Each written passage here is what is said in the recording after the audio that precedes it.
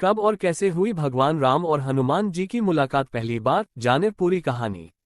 रामायण वो धार्मिक ग्रंथ है जिसके द्वारा हमें जीवन जीने के तरीके की सीख मिलती है। रामायण के धार्मिक ग्रंथ में भगवान राम को पुरुषोत्तम बताया गया है और उनके जीवन से जुड़ी महत्वपूर्ण बातों के बारे में विस्तारपूर्वक बताया गया है। इसमें हमें भगवान राम और हनुमान जी की मुलाकात का भी उल्लेख भी देखने को मिलता है। अगर आपके मन में भी ये सवाल उठ रहा है और आप भी जानना चाहते हैं कि भगवान राम के सच्चे भक्त यानी हनुमान जी की मुलाकात राम जी से कब और कहाँ हुई, तो चलिए आपको बताते हैं इस बारे में। माता सीता के हरण के बाद भगवान श्री राम और लक्ष्मण ने माता सीता को खोजना शुरू किया। इस दौरान श्री राम और लक्ष्मण जंगल में भटकते भटकते पर्वत के पास पहुंच गए, जिसे ऋषिमुख पर्वत के नाम से जाना जाता है। राम जी और लक्ष्मण के ऋषिमुख पर्वत पर जैसे ही पहुंचते हैं, वैसे ही सुग्रीव बजरंगबली को कहते हैं कि इस वन में दो युवक भटक रहे हैं, उनके बारे में पता लगाए।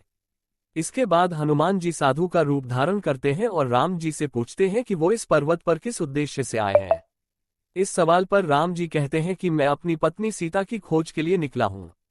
मेरी पत्नी का अपहरण रावण ने किया है, इसलिए मैं उनका पता लगाने के लिए ऋषिमुख पर्वत पर आया हूं। राम की इन बातों के सुनकर बजरंगबली बेहद भावुक हो जाते हैं और अपने वास्तविक रूप में आ जाते हैं। इसके बाद हनुमान जी प्रभु राम से क्षमा मांगते हैं और कहते हैं कि जो मैंने आपसे पूछा ये तो मेरा सिर्फ कार्य था। इसके बाद भगवान राम बजरंगबली को अपने गले से लगा लेते हैं। रामायण के मुताबिक इसी दिन प्रभु श्री राम से पहली बार हनुमान जी की मुलाकात ऋषिमुख पर्वत पर हुई थी।